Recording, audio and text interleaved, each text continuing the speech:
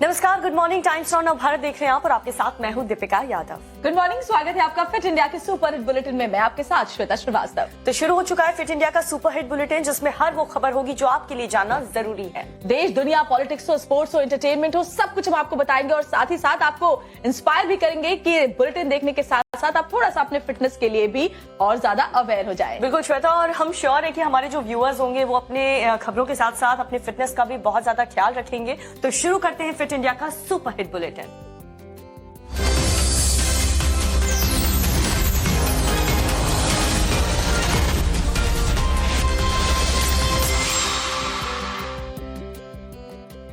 तो श्वेता, लोग अच्छी खासी अपनी कमाई को जो है वो बैंक में जमा करते हैं और उस बैंक वाले फिर उद्योगपति को लोन देते हैं, लेकिन वही उद्योगपति अगर बैंक को पैसा वापस ना लौटाए तो हम और आप जैसे आम जनता के लोग ही पैसे डूबते हैं उनकी कमाई। बिल्कुल, मुझे लगता है दीपिका बात करें तुम अडानी ग्रुप की, जिसमें वो जो अमेरिकन रिपोर्ट है हिंडनबर्ग की, उसके बाद अब देश में बवाल मचा हुआ है। शेयर के दाम भी बहुत ज्यादा गिर पड़े हैं और इसके अलावा विपक्ष भी लगातार हमलावर है। लेकिन इसके अलावा आरबीआई ने इसको लेकर क्या कुछ कहा है और फिच की रिपोर्ट क्या कुछ कहती है, वो सब कुछ दिखा देते हैं आपको इस रिपोर्ट के जरिए। हिंडनबर्ग की रिपोर्ट को लेकर विपक्ष का संग्राम जारी है। शुक्रवार को भी विपक्ष ने जेपीसी की मांग को लेकर दोनों सदनों में हंगामा किया। हालांकि ग्लोबल रेटिंग्स एजेंसी फिच ने पॉजिटिव संकेत दिए हैं। फिंच रेटिंग्स ने कहा कि शॉर्ट सेलर हिंडनबर्ग की रिपोर्ट का अडानी समूह की कंपनियों के रेटिंग्स और उनके अडानी कंपनियों की जो निवेश है वो देश के 22 राज्यों में है। बिल्कुल, हालांकि सरकार का इस पूरे मामले को लेकर के कोई लेना देना है नहीं, बावजूद इसके जो विपक्ष है वो लगातार इसे आर्थिक संकट बता रहा है। और दिखाते हैं आपको इस रिपोर्ट में कैसे सड़क से लेकर के संसद तक इस पूरे मुद्दे को लेकर के गर्माहट बनी हुई है।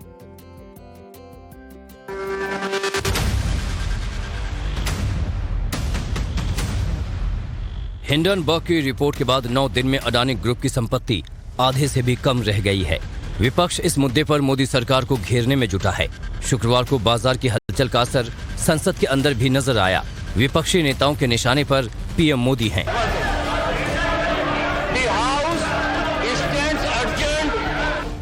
विपक्ष एक सुर में अडानी ग्रुप के शेयरों में गिरावट को आर्थिक घोटाला करार दे रहा है, जबकि संसदीय कार्य मंत्री का कहना है कि इससे मोदी सरकार का कोई लेना देना नहीं है। बिल्कुल साफ है कि मोदी सरकार इससे भाग रही है, घबराई हुई है, क्योंकि ये मिलीजुली है। ये अडानी का मामला ये सरकारी मामला है, ये सिर्फ एक कंपनी का मामला नहीं है और इसमें प्रधानमंत्री इसमें जुड़े हुए हैं। हमारा सरकार का लेना देना कुछ नहीं है, there is absolutely no connection and राष्ट्रपति का अभिभाषण का चर्चा प्रायोरिटी रहता है। अडानी की कंपनियों का देश के करीब 22 राज्यों में निवेश है और कहीं कोई गड़बड़ी है तो सच्चाई सामने आनी चाहिए। पार्लियामेंट में इसके बारे में चर्चा कराइए और जेपीसी या Supreme Court monitored time bound inquiry इस पे होनी चाहिए। हमारा डिमांड यही है, चर्चा करा और हमारी मांग ये है कि या तो जॉइंट पार्लियामेंट्री कमेटी बनाओ और इसकी इंक्वायरी करो। मामले की जांच सरकारी एजेंसियां कर रही हैं। आरबीआई भी अलर्ट पर है, लेकिन विपक्ष इस मुद्दे पर सियासी माइलेज लेने की कोशिश में है। तो इस रिपोर्ट को आपने देखा और इस पूरे मामले को लेकर के सियासत काफी गर्म हो चुकी है, देश की राजनीति काफी उथल पुथल इसमें आ चुका है। लेकिन बात करें विपक्ष की तो सरकार को घेरने के लिए इस चुनावी मौके पर एक बहुत बड़ा मुद्दा मिल चुका है विपक्ष को। और मुद्दा तो असम में भी बन रहा है, क्योंकि असम की हेमंत बिस्वा शर्मा सरकार ने अब बाल विवाह के ऊपर कड़े एक्शन लेने शुरू कर दिए। सिर्फ 2 दिन के अंदर 2400 लोगों को अरेस्ट किया गया है। पूरी खबर क्या है आपको दिखाते हैं इस रिपोर्ट में। मुख्यमंत्री हेमंत बिस्वा शर्मा के निर्देश के बाद असम पुलिस ने बाल विवाह मामले में ताबड़तोड़ एक्शन लेना शुरू कर दिया है। इसके तहत 14 साल से कम तहत कार्रवाई की जा रही है। पिछले 2 दिन में 4074 केस दर्ज किए जा चुके हैं। असम में बाल विवाह मामले में अब तक 2400 लोगों को गिरफ्तार किया गया है। शादी करवाने वाले 52 काजी और पुजारियों को गिरफ्तार किया गया है। हेमंत सरकार की इस कार्रवाई की विपक्ष ने आलोचना की है। बदरुद्दीन अजमल ने कहा कि बाल विवाह मामले में अवेयरनेस की कमी है, लेकिन लोगों को जेल भेजना ठीक नहीं। हम खुद इसके मुखालिफ हैं कि 18 साल के पहले जो है शादी नहीं करनी चाहिए, लेकिन उसके लिए एकदम से आप अचानक जाग गए और आपने उनको बस जेलों में डाल देंगे, जिंदगी भर के लिए डाल देंगे, 7 साल के लिए डाल देंगे, ये मुनासिब नहीं है। तो जैसा कि आपको भी पता है कि देश में लड़कों के लिए 21 और लड़कियों के लिए 18 साल की उम्र मान्य है और संवैधानिक तौर पर यही अलाउड है उम्र जिसमें शादी की जा सकती है। बावजूद इसके देश के कई ऐसे हिस्से हैं जहां पर कम उम्र में ही बच्चों की शादी करा दी जाती है और इसी के खिलाफ असम की हिमंत बिस्वा शर्मा सरकार लगातार एक्शन मोड में है। बिल्कुल, और ऐसी ही तमाम देश और दुनिया की हर एक खबर आपको दिखाएंगे, लेकिन पहले आप देख लीजिए देश और दुनिया में क्या कुछ वायरल हो रहा है। 2 मिनट। ये वीडियो सोशल मीडिया पर खूब वायरल हो रहा है। वीडियो में दिख रही भेड़ घास खाने के लिए जाती है, लेकिन बर्फबारी इतनी कि वो घास तक नहीं पहुंच पाती। फिसलते हुए वो करीब 50 मीटर दूर चली जाती है। भेड़ बार बार खड़ी होने की कोशिश करती है, लेकिन अपने पैरों पर खड़ी नहीं हो पाती। सैलानियों ने तस्वीर कैमरे में कैद कर ली और वीडियो वायरल कर दिया। ये वीडियो मध्य प्रदेश के सतना का है। इस वीडियो में गरीबों को बांटे जाने वाले गेहूं में रेत और धूल मिलाई जा रही है। इस वीडियो में दावा किया गया है कि पीडीएस के तहत वितरण के लिए भेजने से पहले वजन बढ़ाने के लिए ऐसा किया जा रहा है। वहां मौजूद किसी ने इसका वीडियो बना लिया और सोशल मीडिया पर शेयर कर दिया। वीडियो वायरल होने के बाद 6 लोगों के खिलाफ एफआईआर दर्ज की गई है। प्रशासन ने मामले की जाँच के निर्देश दे दिए हैं।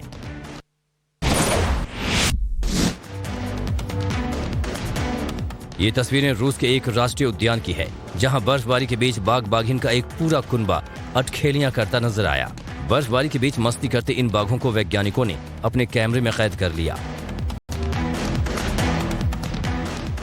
दरअसल बाघ का ये कुनबा खाने की तलाश में निकला था। इस बीच उनकी ये मस्ती कैमरे में कैद हो गई।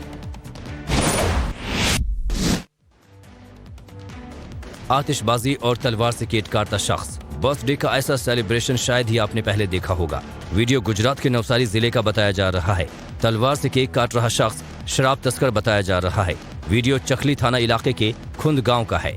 वीडियो के वायरल होने के बाद पुलिस ने आरोपियों के खिलाफ एक्शन लिया है और तीनों शख्स के खिलाफ कार्रवाई की है।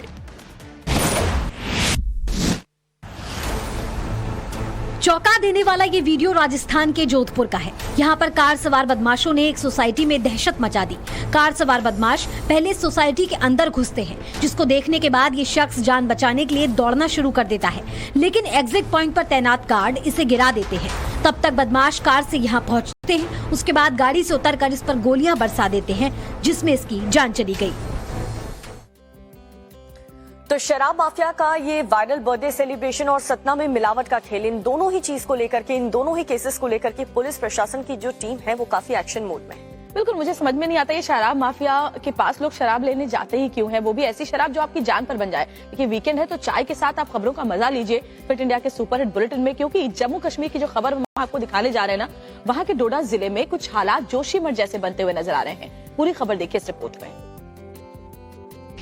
जम्मू कश्मीर के डोडा जिले में जोशीमठ जैसे हालात बन गए हैं। यहाँ थातरी नगर पालिका में नई बस्ती क्षेत्र के कई घरों में बड़ी बड़ी दरारें आ गई हैं। ये दरारें हर गुजरते दिन के साथ गहराती जा रही हैं, जिसके चलते लोगों में खौफ का माहौल है। मजबूरी में लोगों को अपने घरों को छोड़कर पलायन करना पड़ रहा है। करीब 20 परिवारों को सुरक्षित जगहों पर शिफ्ट किया जा चुका है। इलाके में उस वक्त दहशत का माहौल बन गया जब रात करीब 12:30 बजे भूस्खलन के चलते कुछ घर गिर गए। इस इलाके में 50 से 60 घर हैं, जहां पर डर का माहौल बना हुआ है। सड़कों के निर्माण में मशीनरी के उपयोग और पानी के रिसाव जैसे कारणों के चलते घरों में दरारें देखने को मिल रही हैं। अधिकारियों ने मौके का दौरा कर प्रभावित लोगों को हर संभव मदद का आश्वासन दिया है। लोगों को राहत शिविरों में शिफ्ट किया जा रहा है। विशेषज्ञों की एक टीम ने इलाके को असुरक्षित घोषित कर दिया है, जिसके बाद से लगातार पलायन जारी है। नेशनल हाईवे के जियोलॉजिस्ट ने भी एग्जामिन किया, उनके मुताबिक ये एरिया सिंक हो रहा है, इसको भी रोका नहीं जा सकता। तो अभी सारा एफर्ट जो है रिलीफ एंड रिहेबिलिटेशन में है। फैमिलीज को जो है सेफर प्लेसेस पे शिफ्ट किया गया है और अभी इनके लिए टेम्पररी कैंप्स वगैरह जो है वो भी डीसी साहब और डिवकम साहब की निगरानी में एस्टेब्लिश किए जा रहे हैं। स्थानीय लोग अब सरकार और प्रशासन से मुआवजे और मदद की गुहार लगा रहे हैं। ये हो गए जी जिनकी वजह से हम तो जोशीमठ में जो लोग बेघर हो चुके हैं दीपिका, उनके लिए प्रशासन ने मदद का ऐलान किया है, उनके लिए आवास का ऐलान किया, लेकिन फिर भी दरारें जिस तरीके से बढ़ रही हैं उसने उनमें दहशत पैदा कर दी है। बिल्कुल, और चलिए बात करते हैं खबरों में। रामचरितमानस को चल रहे लेकर के विवाद जो चल रहा है उसको लेकर के मायावती ने किस तरीके से समाजवादी पार्टी पर हमला किया है और इस पर अखिलेश यादव और स्वामी प्रसाद मौर्य ने क्या कुछ कहा वो आपको दिखाते हैं। बिहार के राजनीतिक दलों के बाद अब यूपी में समाजवादी पार्टी भी जाति जनगणना के पक्ष में आ गई है। पार्टी के अध्यक्ष अखिलेश यादव ने कहा कि जब जनगणना होगी तभी लोगों को विकास की योजनाओं से सही तरीके से जोड़ना संभव हो पाएगा। अखिलेश यादव ने ये भी कहा कि इसके लिए पार्टी बड़े स्तर पर मुहिम चलाएगी और पार्टी के नेता लोगों के बीच जाकर उन्हें जागरूक भी करेंगे। अखिलेश यादव ने कहा है कि यूपी में जाति जनगणना को लेकर चलने वाले इस अभियान की कमान स्वामी प्रसाद मौर्य के पास रहेगी। उधर अखिलेश के इस जाति वाले दांव पर मायावती ने हमला बोला है। मायावती ने समाजवादी पार्टी को संविधान की अवहेलना नहीं करने की नसीहत दी है। बता दें कि इससे पहले बिहार में नीतीश कुमार की सरकार ने जाति जनगणना कराने का फैसला लिया था। बिहार में अभी जाति जनगणना जारी है। वहीं चंदौली पहुंचे बीजेपी नेता मनोज तिवारी ने स्वामी प्रसाद मौर्य और समाजवादी पार्टी पर निशाना साधा है।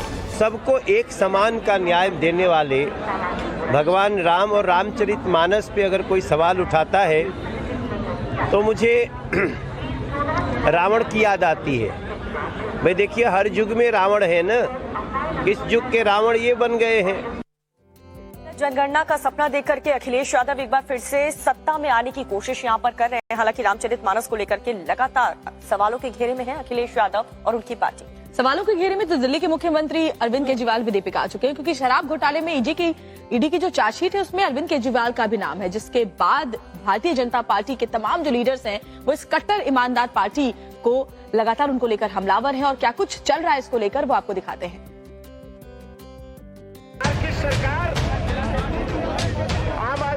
आबकारी घोटाले को लेकर बीजेपी ने आम आदमी पार्टी के खिलाफ मोर्चा खोल दिया है। बीजेपी आज 11:30 बजे केजरीवाल के खिलाफ विरोध प्रदर्शन करेगी। ईडी के आरोप पत्र में केजरीवाल का नाम सामने आने के बाद बीजेपी हमलावर है। हालांकि केजरीवाल ने इन आरोपों को सिरे से खारिज कर दिया है, लेकिन कट्टर ईमानदारी का तमगा सवालों के घेरे में है। जब परिचय कराया गया विजय नायर से, तो विजय नायर ने फेस टाइम पर अरविंद केजरीवाल जी से बात करवाई, समीर महेंद्र की, जिसमें उसकी सर्टिफिकेशन कि वो हमारा ही। बजट पर देशव्यापी चर्चा अभियान शुरू कर रही है। 4 और 5 फरवरी यानी आज और कल देश की सभी राज्यों की राजधानियों में बजट सम्मेलन का आयोजन किया जा रहा है। 50 केंद्रों पर भारत सरकार के मंत्री और राष्ट्रीय पदाधिकारी बजट पर चर्चा करेंगे। इसके लिए 9 सदस्यीय कमेटी का गठन किया गया है। बिहार में राज्यसभा सांसद सुशील कुमार मोदी को इस समिति का संयोजक बनाया गया है। बीजेपी की कोशिश बजट की सौगातों को जनता तक पहुँचाने की है। G20 देशों की अध्यक्षता कर रहे भारत के प्रधानमंत्री नरेंद्र मोदी दुनिया के सबसे लोकप्रिय नेता बनकर उभरे हैं। अमेरिका की सर्वे एजेंसी मॉर्निंग कंसल्ट के मुताबिक पीएम मोदी को 22 देशों के नेताओं में पहला स्थान मिला है। पीएम मोदी के बाद मैक्सिको के राष्ट्रपति लोपेज ओब्राडोर दूसरे नंबर पर है, जबकि स्विट्जरलैंड के राष्ट्रपति एलन बेरसेट तीसरे नंबर पर। उत्तर प्रदेश में रामचरितमानस को लेकर शुरू हुआ विवाद थमने का नाम नहीं ले रहा। स्वामी प्रसाद मौर्य ने रामचरितमानस पर सवाल उठाए तो समर्थन में सपा प्रमुख अखिलेश यादव का शूद्र वाला बयान सामने आया। अब इसी बयान को लेकर बसपा सुप्रीमो मायावती हमलावर हो गई हैं। उन्होंने इसे SC, ST और OBC का अपमान बताया। साथ ही मायावती ने अखिलेश को यूपी के स्टेट गेस्ट हाउस कांड की याद दिलाते हुए अपने गिरेबान में झांकने तक की सलाह दे डाली। जम्मू कश्मीर में सुरक्षा बलों को बहुत बड़ी कामयाबी हाथ लगी है। सुरक्षा बलों ने कुलगाम में जैश मॉड्यूल का भंडाफोड़ करते हुए 6 आतंकियों को गिरफ्तार किया है। इनके कब्जे से भारी मात्रा में हथियार और गोला बारूद बरामद हुए हैं। पकड़े गए सभी दहशतगर्द आतंकी संगठन जैश-ए-मोहम्मद से जुड़े थे। इससे पहले कल सुरक्षा बलों ने आतंकी आरिफ को अरेस्ट किया था। उसके पास से परफ्यूम बम बरामद हुआ था।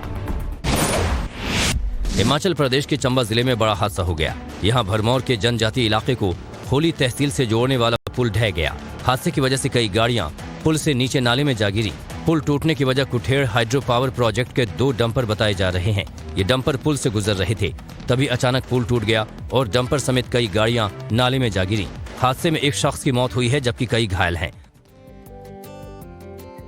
श्रोता, एक बात नोटिस की, सीएम योगी आदित्यनाथ ने बुलडोजर को इस कदर हिट कर दिया है कि इसे लग्जरी वाहन डिक्लेयर कर देना चाहिए, क्योंकि कोई बुलडोजर पर रैली निकाल रहा है तो कोई यहाँ पर बारात निकाल रहा है बुलडोजर लेकर। हाँ, गुजरात के नवसारी में भी, गुजरात में की है ना, तो आपके गुजरात में भी ऐसी एक तस्वीर सामने आई है जहाँ नवसारी में एक दूल्हा बुलडोजर पर सवार होकर जब पहुंचा तो कैसे उसे देखने के लिए लोगों की भीड़ इकट्ठा हो गई। दिखाते हैं आपको। JCB में दूल्हा, बैंड बाजा और डीजे के साथ झूमते नाचते बाराती। ये दिलचस्प तस्वीरें गुजरात के नवसारी की हैं। महंगी लग्जरी कार की बजाय दूल्हे ने JCB में बारात निकाली तो देखने वालों की भीड़ लग गई। बारात के लिए जेसीबी को फूलों से सजाया गया था, जिसमें बैठकर दूल्हा फूला नहीं समा रहा था। दूल्हे से जब सवाल किया गया कि जेसीबी पर बैठने का आइडिया कहां से आया, तो सुनिए उसका जवाब। बड़ी बड़ी गाड़ी में और 4 व्हील में ले जाते हैं, लेकिन हम कुछ अलग करना चाहते हैं, इसलिए जेसीबी में लाए। कुछ नया करना चाहते थे और यूट्यूब पर देखा था। हालांकि ये पहला मौका नहीं है जब जेसीबी पर बारात निकाली गई है। यूपी के सीएम योगी ने बुलडोजर को इस कदर हिट कर दिया है कि ये स्टेटस सिंबल बन चुका है। बहुत अच्छा है और मुझे बहुत अच्छा लगा, नाचने का भी बहुत मजा आया और केयू भाई की जान में हम लोगों ने इतनी मस्ती की और बहुत मजा आया। लेकिन जेसीबी की सजावट जोकर सब लोग ऐसे रह गए कि अरे ये कुछ अलग लेकर आए हैं ये लोग। पिछले 1 साल से देश में बुलडोजर चर्चा में है। सीएम योगी की तर्ज पर देश के तमाम राज्यों में माफिया अपराधियों की प्रॉपर्टी पर बुलडोजर चल रहा है। यही वजह है कि लोगों में बुलडोजर का क्रेज है। तो उत्तर प्रदेश की तर्ज पर बाकी राज्यों में भी बुलडोजर का एक्शन देखना शुरू हो चुका है दीपिका, और मुझे लगता है कि हमने देखा मध्य प्रदेश में, राजस्थान में, यहाँ तक कि जम्मू कश्मीर में भी एक बार मैंने देखा बुलडोजर पहुंचा और बुलडोजर एक्शन की तस्वीरें नजर आई। बिल्कुल, एक्शन देखिए उज्जैन में भी लिया गया है। जब अतिक्रमण हटाने के लिए टीम वहां पर पहुंची तो स्थानीय लोगों ने उस टीम पर पथराव कर दिया है। कई लोग घायल हो चुके हैं। पूरी खबर क्या थी, क्यों ऐसा हुआ, इस रिपोर्ट में देखिए। उज्जैन जिले में अतिक्रमण हटाने पहुंचे प्रशासन की टीम और पुलिस कर्मियों को गांव वालों के गुस्से का शिकार होना पड़ा। मौके पर जुटी भीड़ ने पुलिस टीम और इनके वाहनों पर पथराव कर दिया। हमले में कई पुलिस कर्मियों को चोट आई है। तस्वीरों में साफ देखा जा सकता है कि किस तरह गांव के लोग जेसीबी को अपना निशाना बना रहे हैं। एक दूसरी तस्वीर में पुलिस कर्मियों की गाड़ी पर हमला करते लोगों को भी साफ देखा जा सकता है। वीडियो में महिलाएं और बच्चे भी पत्थर फेंकते नजर आ रहे हैं। इस दौरान कई पुलिसकर्मी अपनी जान बचाने के लिए इधर उधर भागते नजर आ रहे हैं। मामला उज्जैन जिले की घटिया तहसील के छितरखेड़ी का है। पुलिस और प्रशासन की टीम यहां अतिक्रमण हटाने पहुंची थी। इसी दौरान ग्रामीणों ने टीम पर हमला कर दिया। भड़के लोगों ने पुलिस की गाड़ियों के शीशे फोड़ दिए। इतना ही नहीं, जेसीबी पर भी पथराव किया। हालात पर काबू पाने के लिए पुलिस को हल्का बल प्रयोग करना पड़ा। फेंसिंग को हटाकर पुलिस और प्रशासन की टीम रवाना हो रही थी। इसी दौरान गांव के कुछ लोगों ने पहले जेसीबी फिर पुलिस की टीम पर पत्थर फेंकना शुरू कर दिया, जिसके बाद हंगामा शुरू हो गया। तो चालान के चक्कर में कैसे इस युवक ने अपनी जिंदगी दांव पर लगा दी। और कुछ दिन पहले ही ऐसी खबर आई थी जब एक युवती की जान चली गई थी इसी चालान के चक्कर में। ऐसे जो घटनाएं होती हैं वो कई तरीके के सवाल भी मन में खड़े करती हैं। और इसीलिए हम कहते हैं कि फिटनेस पर ध्यान देंगे लोग तो शायद इतना घबराएंगे नहीं, हड़बड़ाहट में अपनी जान जोखिम में नहीं डालेंगे। अब देखिए ये युवक किस तरीके से अपनी स्कूटी को भगाता गया, नदी में जा गिरा। वो तो गनीमत रही कि उसकी जान बच गई। देखिए रिपोर्ट। एमपी के बालाघाट में एक युवक स्कूटी समेत नदी में जा गिरा। दरअसल ये युवक ट्रैफिक पुलिस के चालान से बचने के लिए भाग रहा था। इसी दौरान उसकी स्कूटी ने संतुलन खो दिया और वो स्कूटी समेत वैनगंगा नदी में गिर गया। हालांकि गनीमत रही कि इस हादसे में युवक की जान नहीं गई। मौके पर मौजूद कुछ मजदूरों ने इस युवक को वक्त रहते नदी से बाहर निकाल लिया। वहाँ ट्रैफिक लगी थी सामने में, नो एंट्री में। हाँ। तो पूरी गाड़ियाँ यहाँ से जा रही थी। तो पुलिया में कम से कम गाड़ियों की लाइन लगी थी, तो एक दूसरे को ओवरटेक करने के चक्कर में वो अनबैलेंस होती गई। युवक किराने का सामान लेकर बालाघाट से अपने गांव जा रहा था। गर्रा चौक के पास हो रही पुलिस चेकिंग से बचने के लिए लोग छोटे पुल से आना जाना कर रहे थे। इसी दौरान भागते वक्त ओवरटेक करने के चक्कर में युवक अनियंत्रित होकर स्कूटी सहित वैनगंगा नदी में गिर गया। काफी मशक्कत के बाद मौके पर काम कर रहे मजदूरों ने युवक और स्कूटी को बाहर निकाल लिया।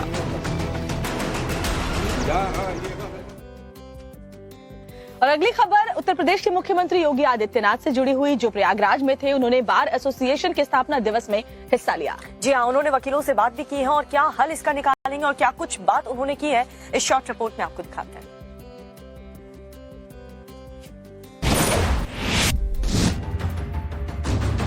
रोंगटे खड़े कर देने वाला ये वीडियो ऑस्ट्रेलिया से सामने आया है।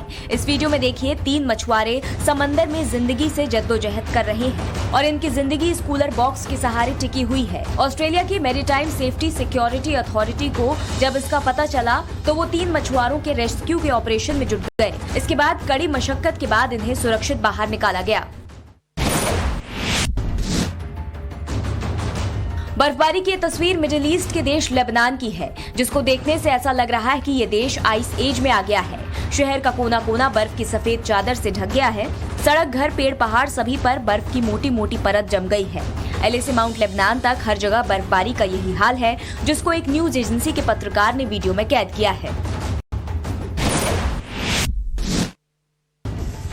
भीषण बर्फबारी की तस्वीर अमेरिका के टेक्सास से सामने आई है, जिसमें देखा जा सकता है कि आसमान सफेद चादर से लिपटा हुआ है। स्नोफॉल की वजह से विजिबिलिटी काफी कम हो गई है, जिसकी वजह से सड़क यातायात पर बुरा असर पड़ रहा है। गाड़ियां हाईवे पर रेंग कर चल रही हैं। कोई बड़ा हादसा न हो जाए, इसलिए कार सवार लोग भी काफी सावधानी बरत रहे हैं।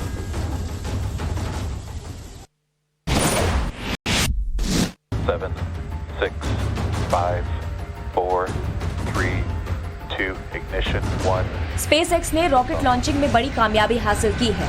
SpaceX को 200वां Falcon 9 रॉकेट लॉन्च करने में सफलता मिली है, जिसे कल सुबह फ्लोरिडा के केप कैनावेरल से लॉन्च किया गया। SpaceX के मुताबिक ये रॉकेट अपने साथ 53 उपग्रह भी साथ ले गया, जिसे धरती के लोअर ऑर्बिट में तैनात किया गया और जिसने इसकी परिक्रमा भी की। अमेरिका के आसमान में ये संदिग्ध स्पाई बलून दिखाई देने की खबर है, जिसे पेंटागन ने चीन का जासूसी गुब्बारा होने का दावा किया है। पेंटागन का कहना है कि वो अमेरिका के ऊपर चीनी जासूसी गुब्बारों का पता लगा रहा है। चीनी स्पाई बलून अमेरिका के जिस इलाके में उड़ता हुआ दिखाई दिया है, अमेरिका की संवेदनशील एयरबेस और स्ट्रैटेजिक मिसाइलें हैं। अमेरिका ने कहा है कि इसे इसलिए नहीं गिराया गया कि उसे डर था कि इससे बड़ा हादसा हो सकता था। तो फिट इंडिया के सुपरहिट बुलेटिन में खबरों का सिलसिला आगे भी जारी है। फिलहाल एक छोटे से ब्रेक के लिए रुकेंगे और लौटेंगे तो आपको दिखाएंगे कहां मचा है खनन माफियाओं का आतंक। बने रहे हमारे साथ। बजट को जन जन तक पहुंचाने के लिए आज से बीजेपी का 2 दिवसीय अभियान। देश भर में 50 केंद्रों पर केंद्रीय मंत्री और आर्थिक विशेषज्ञ करेंगे सम्मेलन। लोगों को बताएंगे बजट की खूबियां। आज मिशन झारखंड पर केंद्रीय गृह मंत्री अमित शाह देवघर में विजय संकल्प महारैली में होंगे शामिल। नैनो खाद प्लांट की आधारशिला भी रखेंगे। अडानी ग्रुप को दिए कर्ज पर रिजर्व बैंक का बड़ा बयान। का मजबूत और स्थिर है भारत का बैंकिंग सिस्टम। SBI ने भी कहा मामले को लेकर बैंक के सामने कोई चुनौती नहीं। घाटी में कश्मीरी पंडितों की सुरक्षा पर राहुल गांधी की PM मोदी को चिट्ठी। लिखा बिना सुरक्षा गारंटी के उन्हें भेजना सही फैसला नहीं, सुरक्षा मुहैया कराने की बात। रामचरितमानस पर सियासी घमासान जारी। बीजेपी सांसद मनोज तिवारी ने स्वामी प्रसाद मौर्य को बताया कलयुग का रावण। यूपी के कई शहरों में समाजवादी पार्टी के खिलाफ प्रदर्शन।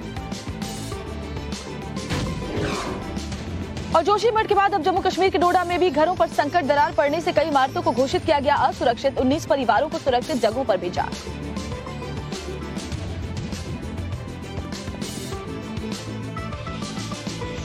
मुल्तानी कुका कॉफ सिरप, ताकि बदलते मौसम के साथ आप न बदलें। In association with MDH super हिंग, शुद्धता का असली तड़का।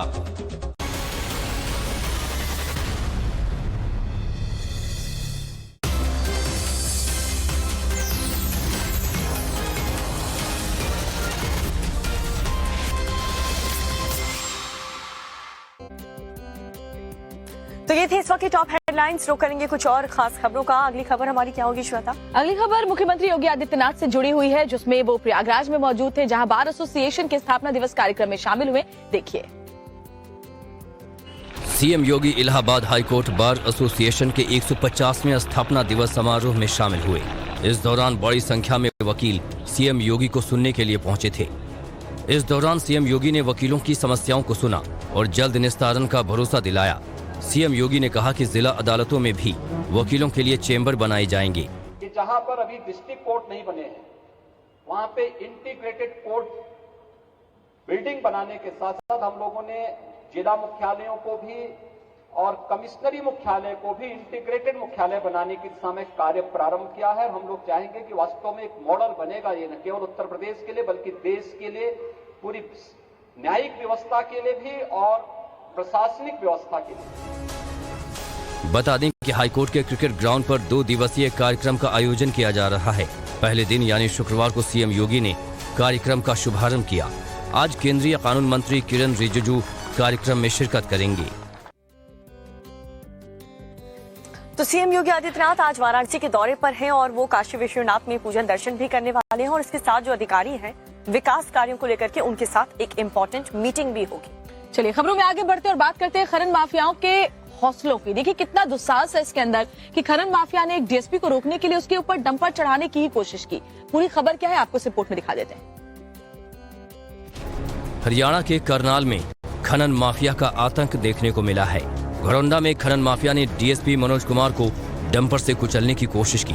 हालांकि गनीमत रही कि वो बाल बाल बच गए। खनन माफिया इस दौरान डंपर को लेकर मौके से फरार हो गए। जानकारी के मुताबिक घरौंडा के बरहेड़ा गांव के पास यमुना में रेत का अवैध खनन किया जा रहा था, जिसको लेकर प्रशासन के पास लगातार शिकायतें पहुंच रही थीं।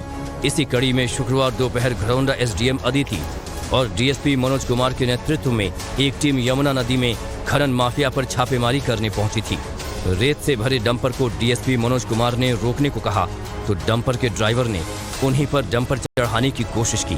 तो यहाँ पे एक जेसीबी लगी हुई थी जो कि खुदाई कर रही थी और 3 डंपर थे, और जब उन डंपरों को रोकने का प्रयास किया गया तो उन्होंने गाड़ी भी चढ़ाने की डीएसपी साहब पे और टीम पे कोशिश करी, और वो गाड़ी लेकिन डंपर भगा के ले गए। हमने जेसीबी जो है वो हमने यहाँ पे अभी चोटिल तो नहीं डीएसपी साहब वगैरह को चोट तो लगी? नहीं, अभी सभी सब कुशल है, ऐसा कुछ नहीं हुआ, परंतु वो रोकने पर भी नहीं रुके। पुलिस ने जेसीबी को कब्जे में लेकर आगे की जांच शुरू कर दी है। और एक बड़ी खबर इस वक्त अमेरिका से आ रही है, जहां अमेरिका में एक बार फिर से चीनी जासूसी गुब्बारा दिखाई पड़ा है। जी हाँ, बड़ी जानकारी ये भी मिल रही है कि पेंटागन ने जो इसको लेकर के बयान जारी किया गया है उसमें लैटिन अमेरिका के ऊपर ये जासूसी गुब्बारा दिखने की बात कही गई है। शुक्रवार की रात को ये गुब्बारा दिखा था। गुब्बारा दिखने के बाद हाई अलर्ट पर अमेरिकी सेना और खुफिया एजेंसीज है। आपको बता दें, चीनी जासूसी गुब्बारा ये बताया जा रहा है जिसको देखा गया है लैटिन अमेरिका के ऊपर। ये बड़ी खबर, शुक्रवार की रात को ये गुब्बारा देखा गया था, जिसके बाद पेंटागन ने इसको लेकर के बयान जारी कर दिया है। और बड़ी जानकारी ये भी है कि चीन और अमेरिका की जो तनातनी है उससे हम सब वाकिफ हैं। ऐसे में ये जासूसी गुब्बारा का दिखना अपने आप में एक बड़ी चेतावनी अमेरिका के लिए, बड़ी चेतावनी है। और साथ ही बात अगर यूक्रेन और रूस की करें तो देखिए पुतिन ने एक नया प्लान बनाया है। पुतिन की प्लानिंग क्या है और वॉर जोन में क्या कुछ चल रहा है, क्या नया एक्शन लेने की कोशिश और डोनेत्स्क पर कब्जा करने का प्लान बनाया है। इसके लिए प्रेसिडेंट पुतिन ने रूसी सेना को हमला तेज करने का आदेश दिया है। इसके लिए अधिक से अधिक यहाँ पर जवानों का मोबिलाइजेशन किया जा रहा है और हथियारों की तादाद भी बढ़ा दी गई है। रूसी सेना की यहाँ पर 11 फरवरी से इंटरनेट सर्विस ठप करने की भी स्ट्रैटेजी है।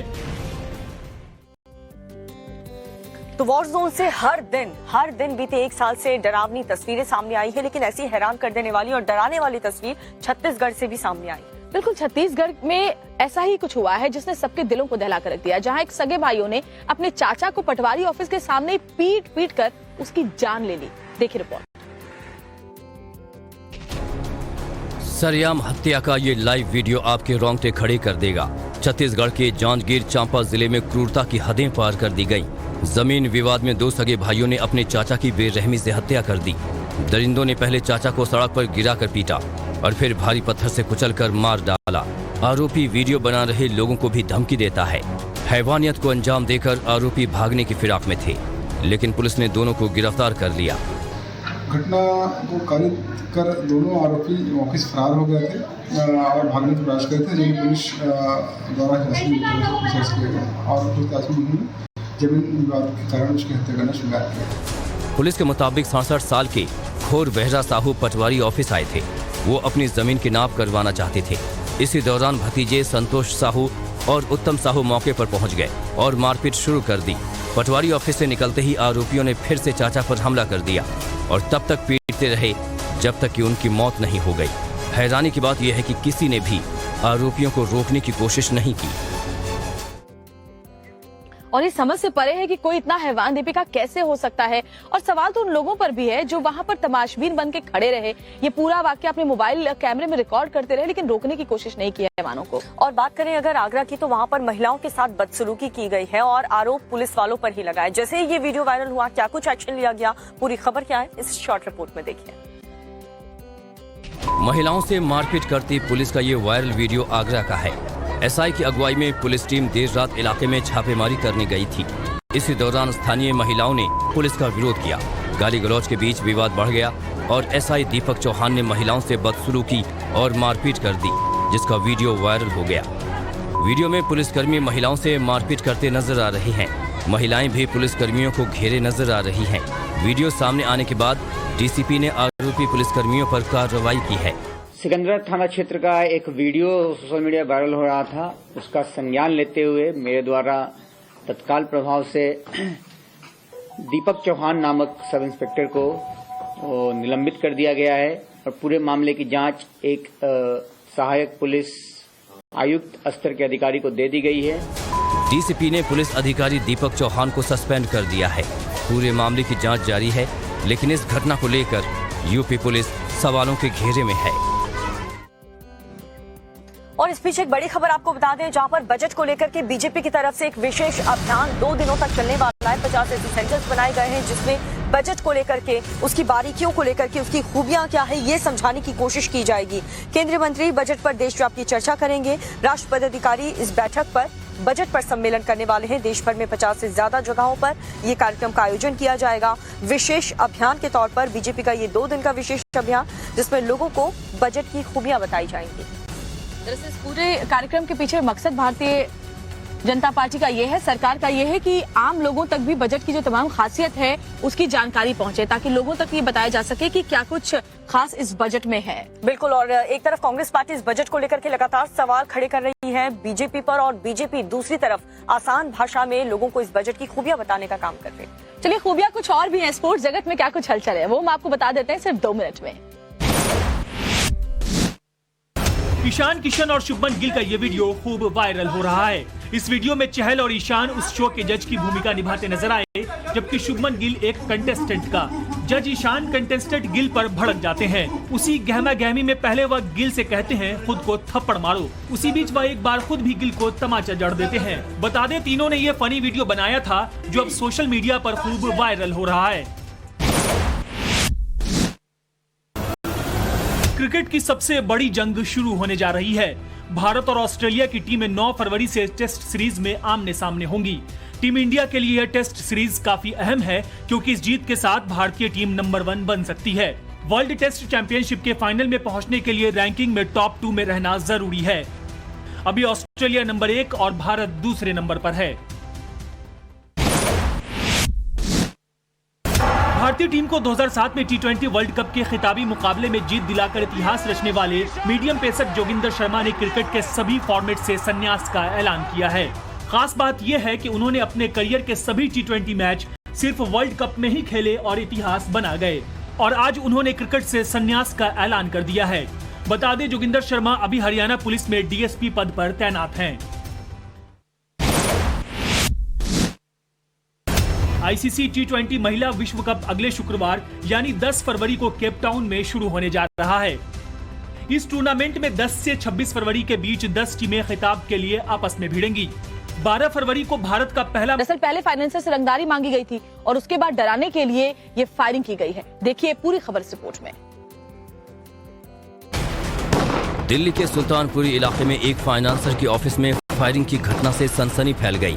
वारदात को बाइक पर आए 2 शूटर्स ने अंजाम दिया। दोनों बदमाश वारदात के वक्त हेलमेट लगाए हुए थे। पूरी घटना पास में लगे CCTV कैमरे में कैद हो गई। तस्वीरों में साफ देखा जा सकता है कि शूटर्स पहले मेन गेट के बाहर से आवाज लगाते हैं, दरवाजा खटखटाते हैं, लेकिन जब कोई बाहर नहीं निकलता तो एक बदमाश गेट के अंदर की तरफ फायरिंग शुरू कर देता है। इसके बाद दोनों बदमाश मौके से फरार हो जाते हैं। हालांकि गनीमत रही कि किसी को गोली नहीं लगी, क्योंकि घटना के वक्त ऑफिस में कोई मौजूद नहीं था। पुलिस फिलहाल मामले की जांच में जुटी हुई है। जिस जगह पर फायरिंग की गई दरअसल वो सुशील नाम के फाइनेंसर का ऑफिस है। हालांकि घटना के वक्त वो ऑफिस में मौजूद नहीं थे। फॉरेंसिक टीम मौके पर पहुंची और मौके से गोली के खोल बरामद किए हैं।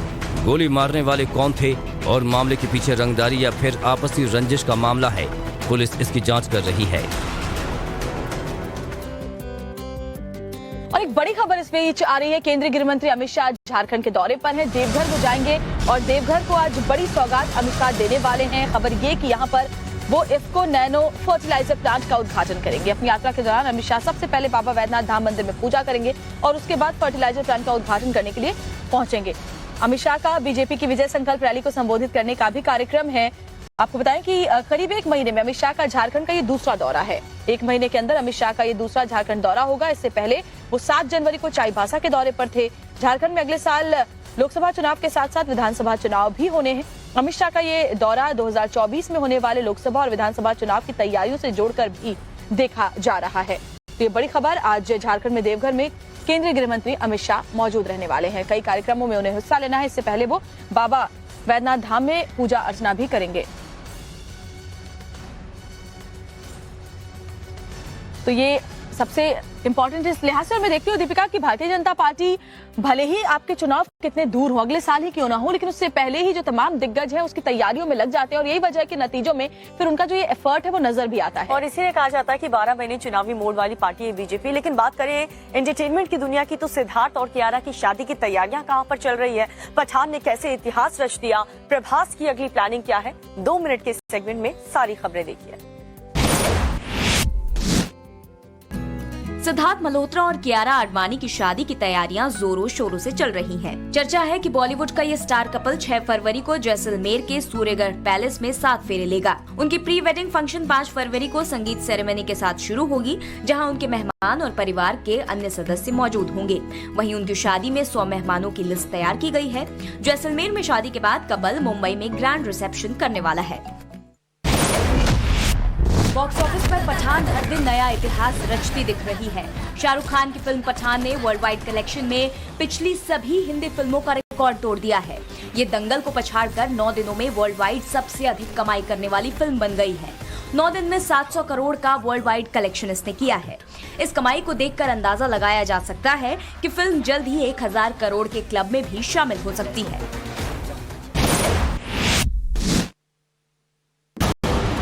बाहुबली स्टार प्रभास और दीपिका पादुकोण जल्द ही एक तेलुगु।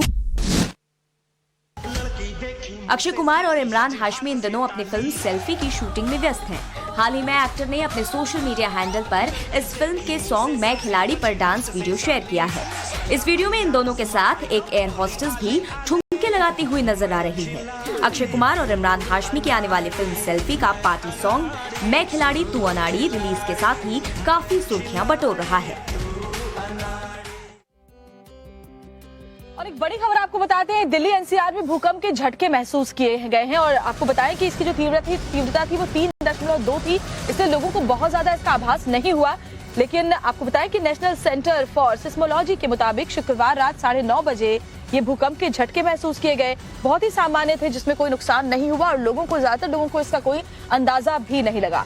दिल्ली एनसीआर में भूकंप के झटके महसूस किए गए हैं। रिक्टर स्केल पर जो इसकी तीव्रता थी 3.2 मापी गई है। सामान्य झटके थे, इसलिए लोगों को पता नहीं चला। नेशनल सेंटर फॉर सिस्मोलॉजी के मुताबिक शुक्रवार रात 9:30 बजे के आसपास ये भूकंप के झटके आए थे।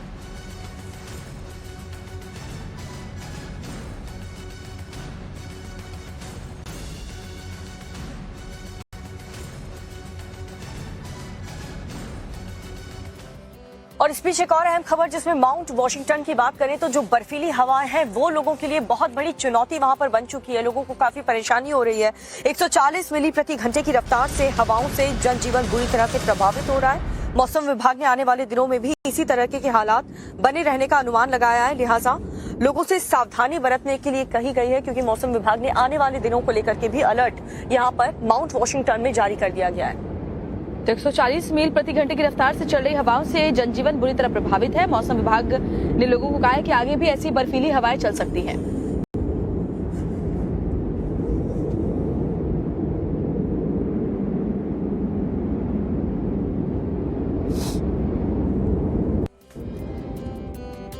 तो इन तस्वीरों के बाद एक और जो बड़ी खबर आ रही है वो है अडानी ग्रुप को लेकर के। अडानी ग्रुप को लेकर एसबीआई चेयरमैन ने बड़ा बयान दिया है। उन्होंने कहा कि 27,000 करोड़ का लोन दिया गया है। एसबीआई ने यह बताया कि 27,000 करोड़ का लोन अडानी ग्रुप को दिया गया था।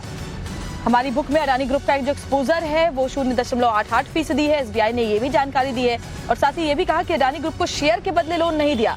अडानी ग्रुप को लेकर कोई चुनौती नहीं है, ये बात भी एसबीआई की तरफ से साफ कर दी गई है।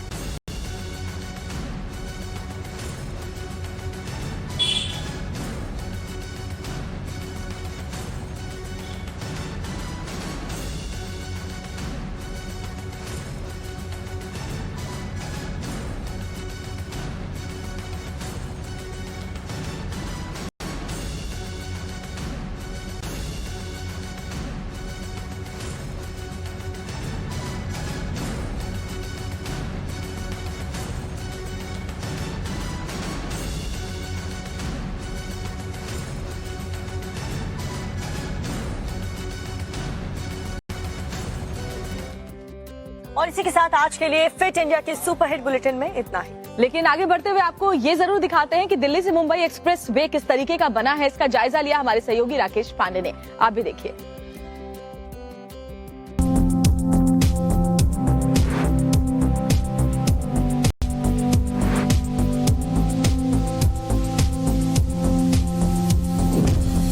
नमस्कार, टाइम्स नाउ भारत पर आपका स्वागत है। आपके साथ मैं हूं राकेश पांडे। क्या आपने ऐसी सड़क के बारे में सुना है जिस पर आप ट्रेन से भी तेज गति से चलकर अपने गंतव्य तक पहुंच सकते हैं? क्या आपने ऐसी सड़क के बारे में सुना है जिस पर आप चलेंगे तो आपका पेट्रोल बचेगा और पैसा भी बचेगा? क्या आपने ऐसे एक्सप्रेसवे के बारे में सुना है जैसा एक्सप्रेसवे पूरे एशिया में नहीं है लेकिन हिंदुस्तान में वो एक्सप्रेसवे बन रहा है? हम बात कर रहे हैं दिल्ली मुंबई एक्सप्रेसवे की और इसका पहला चरण बनकर तैयार है जो कि दौसा तक होगा।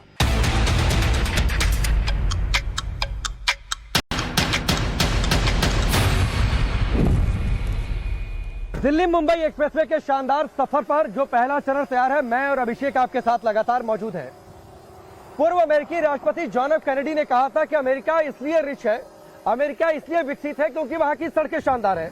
तो अभिषेक, उसी रास्ते पर हिंदुस्तान आगे बढ़ रहा है क्योंकि ऐसा एक्सप्रेसवे जैसा पूरी दुनिया में कहीं नहीं है वो तैयार हो रहा है। देखिए, निश्चित रूप से अगर आपको आर्थिक गति चाहिए, देश को रफ्तार बढ़ाना है, तो आपको ऐसी सड़कें, ऐसे एक्सप्रेसवे बनानी पड़ेंगी। और जरा देखिए यहाँ पे मध्य प्रदेश ने कितना शानदार काम किया है। रतलाम में 3500 करोड़ की लागत से मल्टी लॉजिस्टिक पार्क बन रहा है, यानी रतलाम वो जगह है जहां से एक्सप्रेसवे गुजरेगा। यहाँ पर जिस बात का अभिषेक जिक्र कर रहे हैं, जब ये दिल्ली से एक्सप्रेसवे आगे बढ़ेगा, राजस्थान, मध्य प्रदेश, गुजरात, इन राज्यों से होकर गुजरेगा और जिन जिन शहरों से जो बड़े बड़े शहर आएंगे इस एक्सप्रेसवे के किनारे, वहां पर इकोनॉमिक डेवलपमेंट कैसे हो, अर्थ क्रांति कैसे तेज गति से आगे बढ़े, इस बात की भी व्यवस्था की जा रही है। देखिए, सारे जो राज्य हैं वो मीटिंग भी कर रहे हैं कि कहां से एक्सप्रेसवे के पॉइंट्स जहां पे कट रहे हैं वहां पे बिजनेस पार्क बनाएं, वहां पे लॉजिस्टिक पार्क बनाएं, ताकि जो उनके राज्य की अर्थव्यवस्था है उसको रफ्तार मिले। अब जरा सोचिए कि अगर आपको दिल्ली से यहाँ सामान लाना था मध्य प्रदेश, आपको 14-15 घंटे लगते थे। और टूरिज्म कितना बढ़ेगा? आपको दिल्ली से जयपुर जाना है, अभी कितने लगते हैं? 6 घंटे। अगर मैं बिल्कुल,